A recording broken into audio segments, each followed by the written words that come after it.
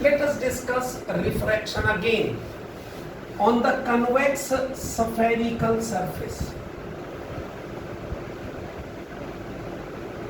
forming virtual image when object lies in the denser medium. That is, refraction is taking place from denser to rarer. तो हमें क्या सोचना पड़ेगा इसमें? सबसे पहले कि जी ऑब्जेक्ट डेंसर में है तो मैं प्रेफरेबली लेफ्ट साइड में डेंसर रखूंगा, राइट साइड में रेयर। अब फैसला किसने करना है इसके नाम के आधार पर? रेयर मीडियम ने कि कन्वेक्स स्फेरिकल सरफेस है तो कन्वेक्स सरफेस किस साइड में होनी चाहिए? रेयर की तरफ। तो मुझे पता चल गया, मुझे जैसे पता है डेंसर इधर रखना है, रेयर इधर।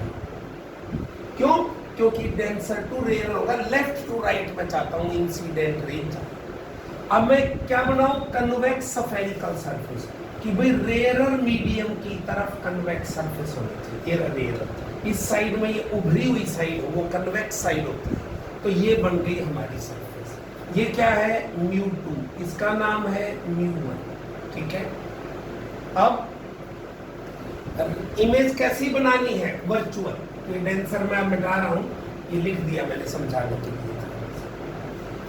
प्रिंसिपल एक्सिस मैंने बनाया, ये दिस इज द पोल। तो सी किधर होगा?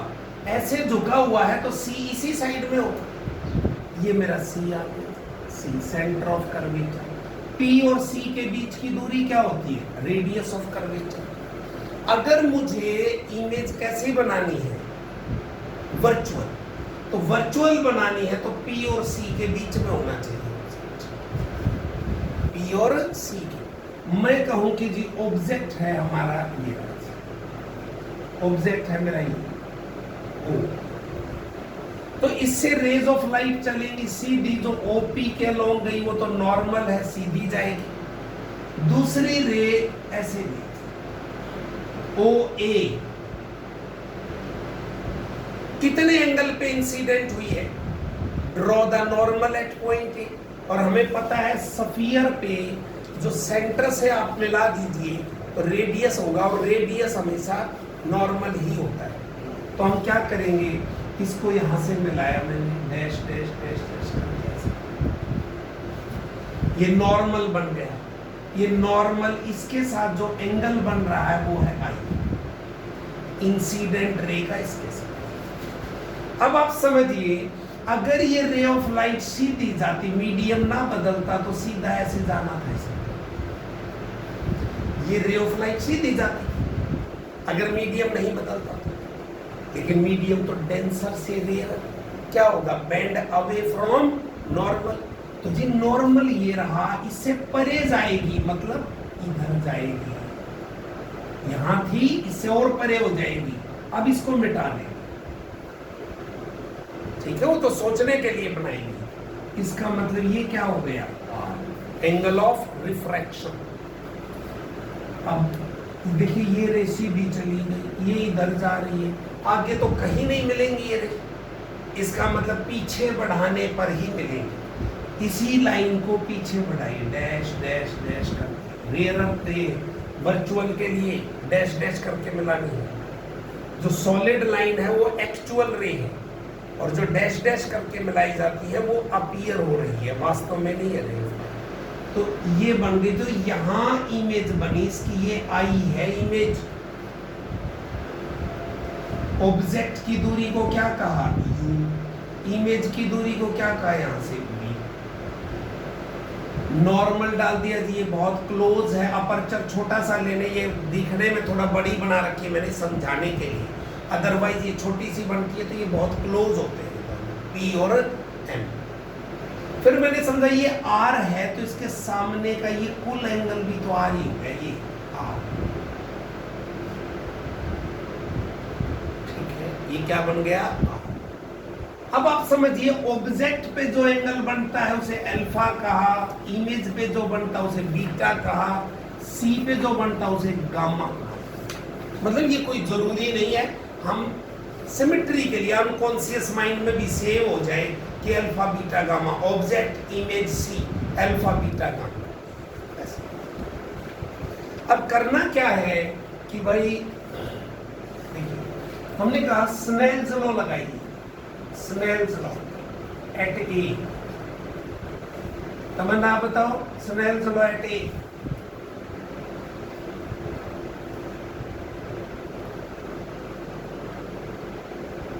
स्नेल्स लॉ क्या होता है? स्नेल्स लॉ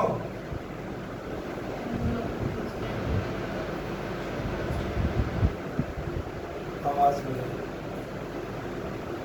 आप बताओ दिशा। Sine i by sine r is equal to mu minus. कौन सी किताबें पढ़ते हो? लिख के देख, नहीं देखोगे तो नहीं होगी फिजिक्स। किस गलतफहमी में? कितनी बार बतानी पड़ेगी ये बात? आप बताओ।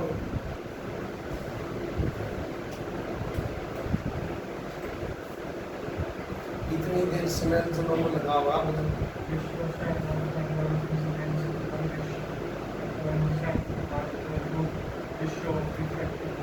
कौन सा रिफ्रैक्टिव इंडेक्स? कौन सा पहले आएगा, ऊपर आएगा नीचे आएगा?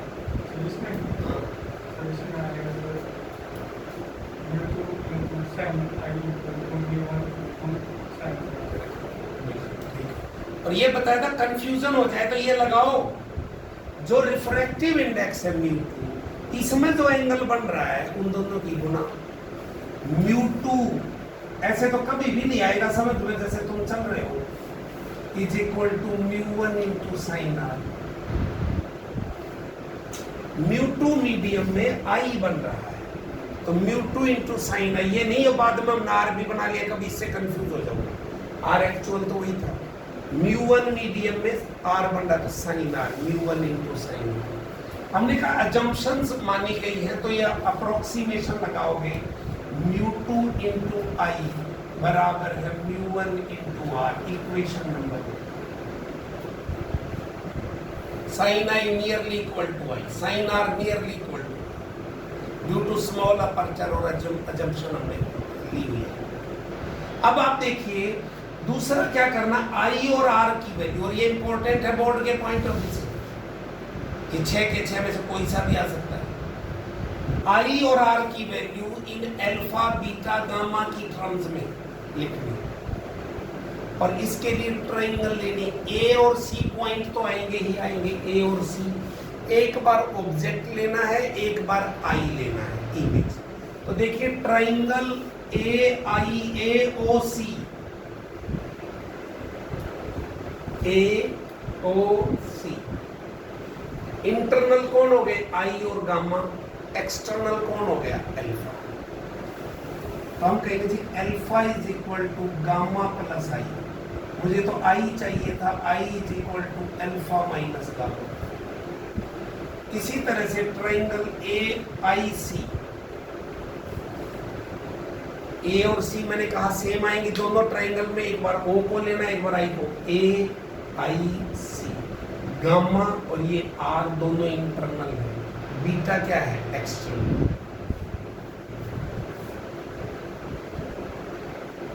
बीटा आर क्या हो गया? Beta minus gamma. इस इक्वेशन नंबर 1 में पुट कर दीजिए, mu into i that is alpha minus gamma, mu into r that is beta minus gamma. Approximation की बात है कि आप देखिए बीटा या alpha beta gamma, alpha is nearly equal to 10 alpha. छोटे एंगल है तो 10 अल्फा चाहिए मुझे इस राइट एंगल ट्रायंगल में, इसीलिए ए एम परपेंडिकुलर डाला है। तो perpendicular A M upon M O, ऐसे नहीं लिखना ओ एम, पी पहला लेटर आना चाहिए, क्योंकि सारी दूरियां कहां से मापनी है? पी से। और इंसिडेंट डायरेक्शन में पॉजिटिव होती है, ऑपोजिट डायरेक्शन में नेगेटिव होती है। तो ये क्या बन गया बेटे? A M upon M O, और फिर नियरली इक्वल टू क्या हो गया? A M upon P O. ठीक है, या तो पहले इसको अभी यहां रखिए, बाद में लिख देंगे वो। इसी तरह से बीटा क्या हो गया, नियरली इक्वल टू 10 बीटा। फिर कौन सी ट्राइंगल लेनी, ए आई एम, 10 बीटा आ गया perpendicular A M upon m i. फिर गामा, 10 गामा के नियरली 10 गामा, और ये क्या होगा, a M upon m c, a M upon m c. ये पुट कर दीजिए इसके अंदर, mu two a M upon M o minus a M upon m c, mu one a M upon m i minus a M upon m c. A m सभी में है तो cut जाएगा, और P O M O nearly equal to P O, M I nearly equal to P I, M C nearly equal to P C. जब bracket भी खोल देंगे साथ साथ वो भी लिख देंगे, mu two upon P o minus mu two upon p c बराबर म्यू वन अपॉन पी आई minus mu one upon p c. P c की टर्म को एक साइड में इकट्ठा करना है, क्या हो जाएगा, mu two upon P o, और इधर से लाए तो minus mu one upon p i, उधर के ले गए तो म्यू टू अपॉन पी सी minus mu one upon p c. तो एक स्टेप कम करते हुए mu two minus mu one upon p c. Is it clear? अब p o with proper sign put करिए वैल्यूज को, पी ओ माइनस यू, सारी दूरियां पी से मापनी इसलिए पहला लेटर पी है। इंसिडेंट रे किधर चलती है, ऑब्जेक्ट से चलती है सरफेस की तरफ, यानी लेफ्ट टू राइट जा रही है इंसिडेंट रे। तो इंसिडेंट रे की डायरेक्शन में दूरियां होती है पी से, वो पॉजिटिव, और जो ऑपोजिट होती हैं वो नेगेटिव। तो देखिए पी ओ ऑपोजिट है, सेम में है ऑपोजिट, तो माइनस यू, पी आई माइनस वी, पी सी माइनस आर, पी सी उल्टी। समझ नहीं आया? पुट करिए इसमें values, mu two upon P O यानी कि minus mu two upon u बन जाएगा, माइनस यू मैंने ऊपर लिख लिया माइनस इसका, फिर माइनस रखूंगा तो माइनस माइनस क्या हो जाएगा, plus, plus mu one upon v बराबर है mu two minus mu one upon minus R. इसको पहले लिख लूं, mu one upon v minus mu two upon u बराबर, इस माइनस से ऊपर वाले साइन बदल लो, मतलब mu one minus mu two upon r आ गया। ये हमारा रिक्वायर्ड रिलेशन। और मैंने कल भी वीडियो में भी बताया था और फिर बता रहा हूं, अगर रिफ्रैक्शन म्यू टू से म्यू वन हो रहा है यहां पर, तो चाहे कोई सी भी सरफेस हो, फार्मूला डेफिनेट है, फिक्स है। फाइनल मीडियम ये हुआ तो फाइनल मीडियम अपॉन इमेज, क्योंकि ऑब्जेक्ट की तो इमेज बनती है, minus initial medium upon object बराबर है mu one minus mu two upon R. Final medium minus initial medium upon R, ये हमारा फॉर्मूला। अगर म्यू वन से म्यू टू हो रहा है तो फाइनल म्यू टू हो गया, mu two upon v minus mu one upon u बराबर है mu two minus mu one upon R. Is it clear? तो ये हमारे फॉर्मूले हैं जो हमें करने हैं, 6 के 6 केसेस। अब आप वीडियो देख के उसको इजीली अंडरस्टैंड कर सकते हैं। एक समझा दिए, कल भी 2 समझाए थे, 3 तो ये वैसे ही होते हैं। ठीक है, बार बार रे डायग्राम बना के देखनी है और ये करके लाने हैं 6 के 6 केसेस। अगली क्लास में ये 6 के 6 केसेस होने चाहिए। परसों है मेरे पास, परसों 4 से 5 सेम टाइम है, और परसों ये सारे केसेस होने चाहिए।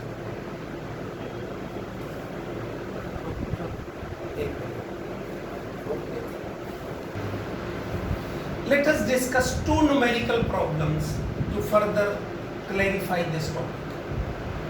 देखिए हमारे पास एक ग्लास स्फीयर है जिसका रेडियस 15 सेंटीमीटर है. क्वेश्चन इसी से समझेंगे फिगर से. Glass sphere of refractive index 1.5, radius 15 centimetre. ये प्रिंसिपल एक्सिस मैंने बना दिया और हमने कहा कि जी एक ray parallel to the principal axis A B I. क्वेश्चन है where the ray AB meet the principal axis.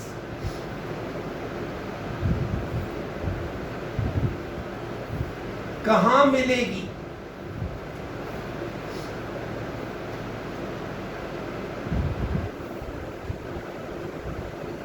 तो अब आप समझेंगे कि कहां मिलेगी. ये देखिए इसके अंदर कि भाई पहले तो यहां पर मीडियम बदल रहा है यानी रिफ्रैक्शन हो रहा है. डी पॉइंट पे कौन सी सरफेस है? स्फेरिकल, जिसका रेडियस तो ऐसे है स्फेरिकल सर. उसका पोल कहां है? P1. तो यहां पर तो फर्स्ट रिफ्रैक्शन देखिए. Refraction at first part, first spherical surface. कहां से कहां हो रहा है जी रिफ्रैक्शन? μ1 से μ2. तो फार्मूला क्या लगाओगे? μ2 upon v minus μ1 upon u is equal to μ2 minus μ1 upon r. ये फार्मूला. अब μ1 की वैल्यू पता है, एयर है तो 1, μ2 है तो कौन हो गया 1.5 दे रखा है. r प्लस 15 सेंटीमीटर पोल से मापना है. ये रहा. और आगे ये PC रेडियस ऑफ कर्वेचर. और u कितना है? इंफिनिटी. पैरेलल आ रही है रे, इंफिनिटी से आती है पैरेलल रे. तो u कितना है? इंफिनिटी. इसमें पुट किया जाएगा क्या है? μ2 दैट इज 1.5 बाई v. ये निकालना है. माइनस 1 अपॉन इंफिनिटी 0 हो गया is equal to μ2 1.5 minus 1 upon 15. तो ये क्या आ गया? 1.5 अपॉन v 0.5 बाई 15. तो करेक्ट. ये कितने पे कट गया? 30 पे कट गया. और v आ गया 45 से. यानी अगर ये मीडियम लगातार जारी रहता, ये इस एक सरफेस की बात कर रहे हैं कि ये जारी रहता तो ये कहां मिलना चाहिए था? 45 सेंटीमीटर में. कहां? किसके अंदर? μ2 में. यानी कि जी और कहां से दूरी 45? P1 से. तो मैंने कहा जी ये तो यहां मिल रहा है, यहां तक सॉलिड बना दूंगा और जी आगे यहां मिलता है. ये थी I1. तो लेकिन मिलेगा नहीं. क्यों नहीं मिलेगा? क्योंकि ये मीडियम तो 30 सेंटीमीटर जाके खत्म हो गया. इसका मतलब one more refraction take place. यहां पे C पे या D पे, मानो D पे, C इसलिए नहीं लेना, सेंटर ऑफ कर्वेचर. यहां पर D पे फिर रिफ्रैक्शन होगा. अब देखिए second refraction. Refraction at D. अब कहां से कहां हो रहा है? μ2 से μ1. ये देखिए ये क्या दिया हुआ है? 45 45 ये दिया हुआ है. अगर इसकी चलती तो ये होना चाहिए था 45. अब क्या होगा? कहां से कहां हो रहा है? μ2 से μ1. तो फॉर्मूला क्या आएगा? μ1 अपॉन v डैश. अब डैश लगा दीजिए. μ2 upon u dash is equal to μ1 minus μ2 upon r dash. अब u डैश कितना, u डैश सेकंड सरफेस पे, उसका पोल कहां है, ये रहा P2, उसका पोल P2 है और उसके लिए कौन में ऑब्जेक्ट है, I1, I1 ऑब्जेक्ट है उसके लिए। अगर ये ना होता, ये सरफेस ना होती तो कहां मिलनी थी, I1 पे, लेकिन है तो I1 की बजाय कहीं और मिलाएगी ना ये।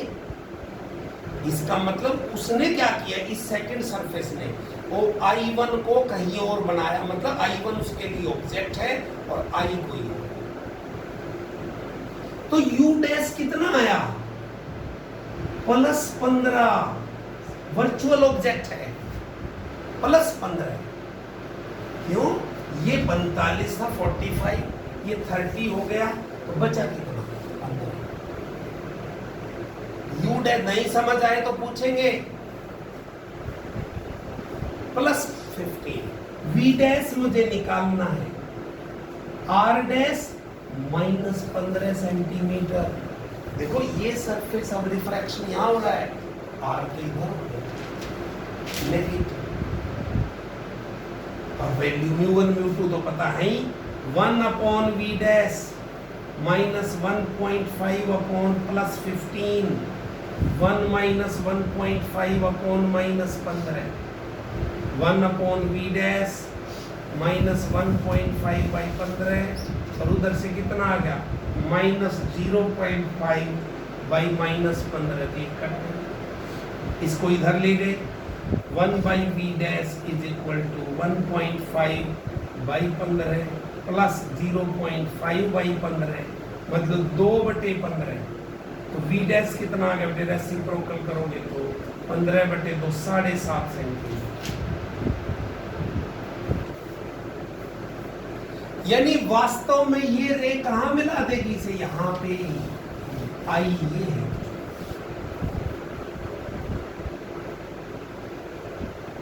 ठीक है, कन्वर्ज कर दी। This is what we have.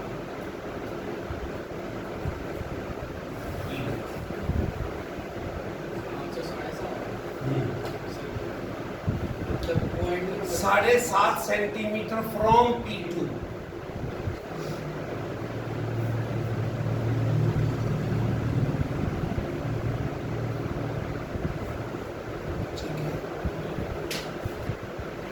Second question is also just like the first one, थोड़ा सा अलग कर दिया मैंने, पहले से ही कन्वर्जिंग कर दी। देखिए इसमें पैरेलल नहीं है, ये रे ऑफ लाइट इस स्फीयर पर कन्वर्जिंग ही आ रही है, और कैसे मिलती हुई अपीयर हो रही है कि जैसे 45 सेंटीमीटर P1 से 45, देखो 15, 15 और 15, यानी कि अब इस पहले रिफ्रैक्शन के लिए ही ऑब्जेक्ट कौन है। अगर ये नहीं होता तो कहां मिलती, यहां पे I पे, यानी कि ये O डैश हो गया, वर्चुअल ऑब्जेक्ट। कभी भी कन्वर्जिंग रे जो है किसी रियल ऑब्जेक्ट से नहीं आ सकती, वर्चुअल ऑब्जेक्ट से, यानी मिलती हुई प्रतीत हो रही है। तो पहले के लिए क्या करेंगे, फर्स्ट रिफ्रैक्शन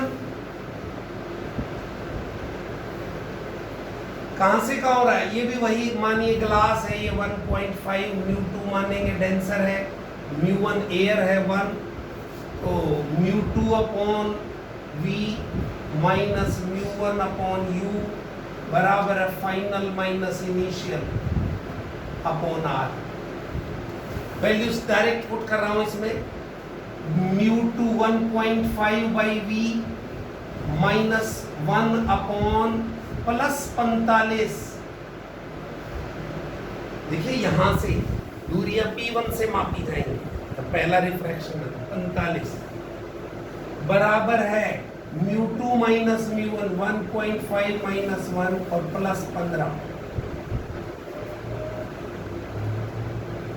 तो जब आप वैल्यू पुट करेंगे 1.5 by v is equal to 1 by 45 परली तरफ गया प्लस हो गया प्लस 0.5 बाई 15। ठीक है, तो एलसीएम लिया 45, 1 प्लस 1.5 हो गया 3 से गुना किया, तो यानी कि ये हो गया 2.5 बाई 45, इधर 1.5 बाई वी है, तो क्या हो गया v is equal to 1.5 into 45 divided by 2.5। जब आप काटेंगे 5 से तो ये 15 और 5 5 25, 5 9 45, 27 आ गया, 27 सेंटीमीटर। तो दूसरे रिफ्रैक्शन की जरूरत ही नहीं, इसके अंदर ही मिल गए, यानी कि ये रे ऑफ लाइट ऐसे ही मिल गई यहां पे।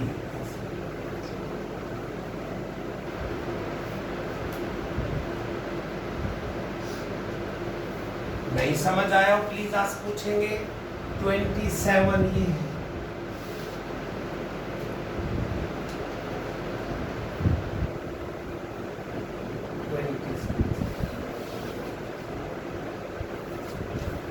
ठीक है 27 से दिस इज। अब इसी टाइप का एक और क्वेश्चन, एक और फिगर में बना रहा हूं कि जी एयर बबल है एक पेपर वेट के अंदर, जिसका रेडियस भी मान लिया 15 centimetre. It lies at A distance 6 centimetre from the centre.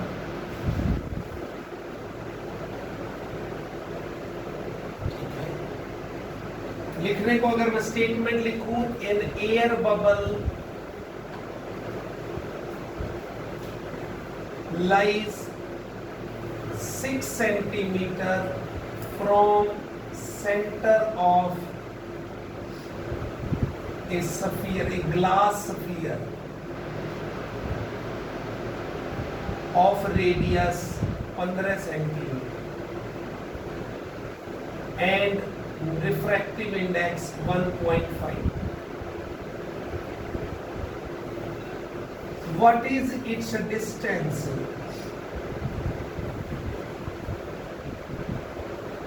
Appear to an observer viewing it from same side। मतलब जिस साइड में ये लग रहा है, जो जिस साइड में ये एयर बबल है, उसी साइड से जब वो देख रहा है, ठीक है, तो उसे कितना लेना,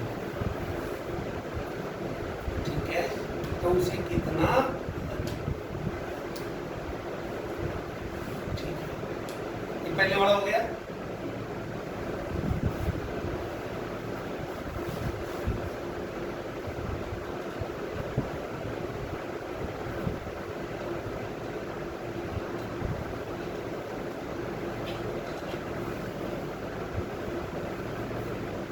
उसी साइड से देखना, तो बताइए क्या कौन सा फार्मूला लगाएंगे? ये μ2 है 1.5। मैंने कहा हमारी मर्जी चले तो डेंसर को μ2 से लिखवाएं, लेकिन जरूरी नहीं है कि भाई वही बनाए, हो सकता है वो μ1 दे दे इसको, μ1 बराबर है 1.5, तो आपने उससे मतलब होना चाहिए। बाहर का मीडियम है 1 एयर, इसी साइड से देख रहा है, तो कहां से कहां हुआ रिफ्रैक्शन? μ2 से μ1। हाँ बोलो शाबाश। μ1 upon v minus μ2 upon u, μ1 minus μ2 upon. बताओ वैल्यूज। μ1 1, v निकालना है, माइनस μ2 1.5, u -9। 6 तो ये है, मुझे तो इस पोल से चाहिए थी। ये 9 सेंटीमीटर और इधर है, ठीक है, यानी कि रेज ऑफ लाइट ऐसे जा रही है, ऐसे -9 is equal to 1 minus 1.5 upon -15,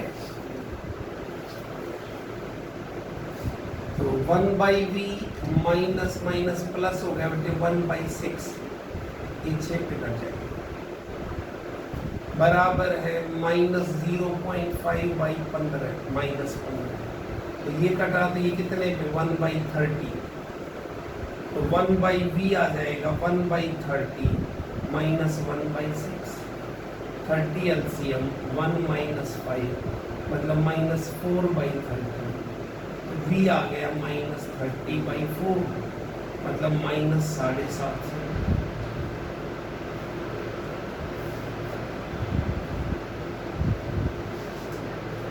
ठीक है, ऐसे आप तो इतनी दूसरी तरफ से भी अलग दिख सकता है।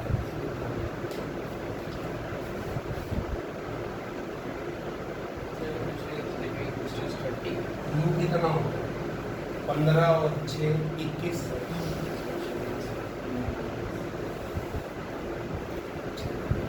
या तो इस तरह से हमें ये डिस्कस करने हैं क्वेश्चंस।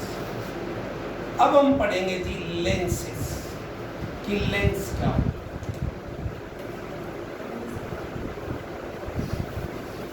लेंस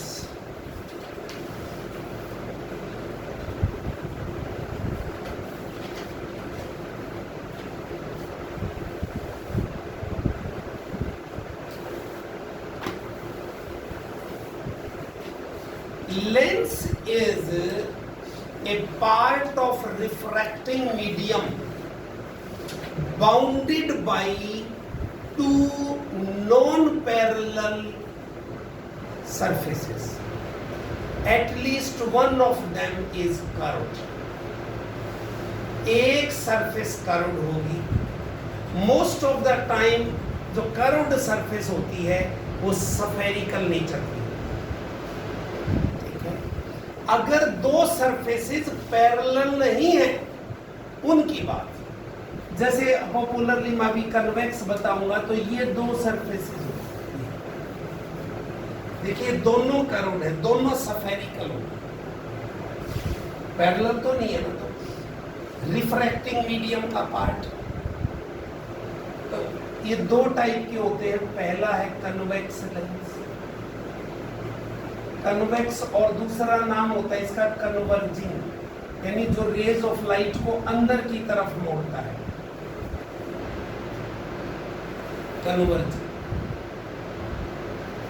जो बीच से मोटा हो और किनारों से पतला, a lens which is thick in the middle and thin at the edges।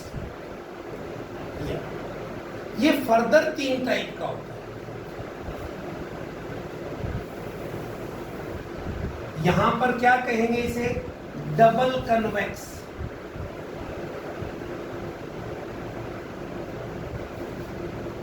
Double convex, देखो दोनों सरफेसेस कन्वेक्स, ठीक है। अगर मैं कहूं कि एक तो ये है, एक दूसरा आ गया प्लेनो कन्वेक्स, एक प्लेन सरफेस लेकिन दूसरी क्या है कन्वेक्स। फिर कन्वेक्स क्यों नाम दिया, क्योंकि बीच से भी मोटा ही है, तो टोटलिटी में क्या है कन्वेक्स लेंस। और तीसरा कनकेवो कन्वेक्स,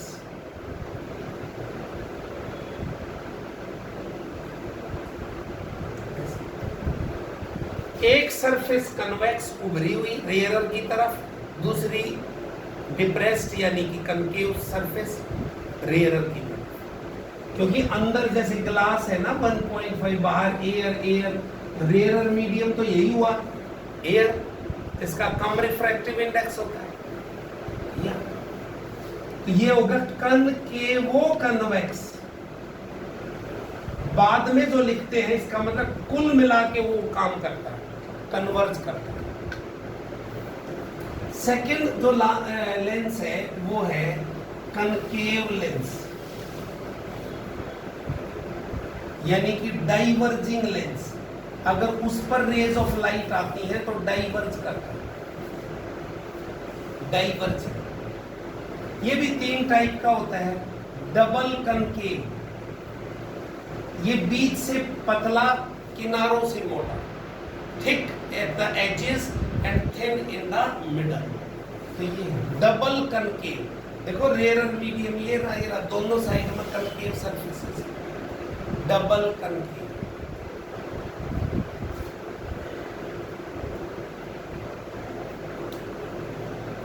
डबल कनकेव। फिर आ गया प्लेनो कनकेव, प्लेन। अच्छा, इससे कोई फर्क नहीं पड़ता कि आपने पहले प्लेन दिखाई या कनकेव दिखाई, एक ही बात है, चाहे कोई सा पहले देखा, उससे कोई फर्क नहीं पड़ता। Plano concave. फिर है एक कन्वेक्स और एक कनकेव।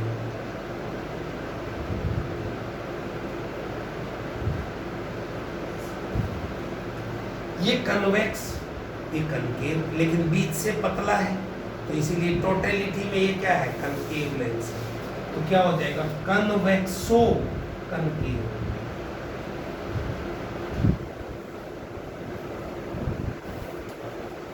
कन्वेक्सो कनकेव। ये हमारे 3 टाइप ऑफ लेंसेज। अब इसकी कुछ डेफिनेशंस जो लेंसेज के रिगार्डिंग समझने की है, कुछ रटने उठने की कुछ।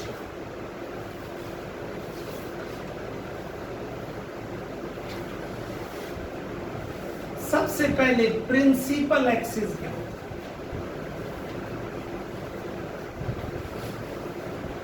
जैसे ये लेंस है, ये प्रिंसिपल एक्सिस, ये प्रिंसिपल एक्सिस। देखिए ये पहली इधर से ऑब्जेक्ट से रे आ रही है, तो ये पहली सरफेस आई, स्फेरिकल नेचर का, इसका सेंटर किधर हुआ, इस साइड। इसका मतलब ये C1 है और इसका नाम P1 है। ये P2 दूसरी जो पोल ऑफ P2, तो इसका सेंटर किधर होगा, इस साइड। तो क्या डेफिनेशन दे प्रिंसिपल एक्सिस की? A straight line passing through centers of curvature of the 2 surfaces of the lens. Lens की जो ये 2 सरफेसेस है, इनके सेंटर्स ऑफ कर्वेचर से जो गुजरेगी जो straight line, that is called principal axis. ठीक है, that is called principal axis. अब दूसरा फिर ऑप्टिकल सेंटर।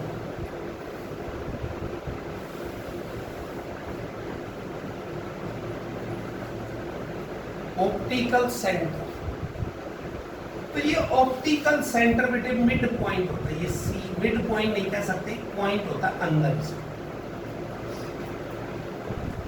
एक्चुअल डेफिनेशन तो ये है, it is a point in the lens through which if refracted path of a ray of light passes, वो point जिस पॉइंट के थ्रू किसी रे का रिफ्रैक्टेड पाथ उसके अंदर से गुजरे, then incident and emergent rays are parallel to each other. They may be laterally displaced. यानी कि ये इंसिडेंट और ये एमरजेंट पैरेलल गई है, यानी कि यहाँ ऐसा अगर पैरेलल है, यानी कि बेंड तो हुई नहीं ना, यानी कि लेटरल साइड में बेशक शिफ्ट हो गई, लेकिन बेंड नहीं हुई, कन्वर्ज या डाइवर्ज नहीं हुई। उस पर्टिकुलर पॉइंट को बोलते हैं ऑप्टिकल सेंटर। यहां पर लेंसेज के अंदर सारी दूरियां ऑप्टिकल सेंटर से मापी। और अगर मैं ये कहूं कि ये है क्या, तो देखो C से P1 की दूरी, C से P2 की दूरी क्या होगी, P1 C1 और P2 से, यानी कि ये दूरी डिवाइडेड बाय ये दूरी बराबर है ये R1 डिवाइडेड बाय R2, इस रेशियो में होता है। अगर इन दोनों का रेडियस सेम है तो ये बिल्कुल मिड पॉइंट में। अगर R1 बड़ा है यानी ये बड़ा है तो ये क्या हो जाएगा, ये इससे ज्यादा दूर है, CP1 भी बड़ा, ठीक है, मिड से उसकी तरफ। लेकिन हमने यूज नहीं करना है इसे। यूज क्या करना, ऑप्टिकल सेंटर जो थिन प्रिज्म के लिए यूज होना, थिन लेंस के लिए यूज होना है। अजम्पशन हम मानेंगे कि लेंस इज थिन। उस अजम्पशन के लिए क्यों मानेंगे, एक तो हम ये कहेंगे जी ये दूरियां जो C से मापी गई हैं वो P से भी मापोगे तो भी लगभग बराबर है। और दूसरा ऑप्टिकल सेंटर बताएंगे एक ऐसा पॉइंट होता है लेंस के अंदर से through which the rays of light goes undeviated. Deviation तो वहां भी नहीं हुई लेकिन लेटरली साइड में शिफ्ट हो गई। लेकिन हम कहेंगे जी लेंस पतला ले लो और C को फिर क्या डिफाइन करेंगे कि कोई भी रे जो C से गुजर रही है ना वो सीधी जा रही है, उसका मोड कहीं से भी नहीं होगा, ऐसा समझो, स्ट्रेट लाइन। और प्रैक्टिकल पर्पसेस हम ये यूज करें कि नो रे या एनी रे passing through the C does not bend from its straight line, ठीक है। तो ये था हमारा ऑप्टिकल सेंटर। फिर आता है प्रिंसिपल फोकस।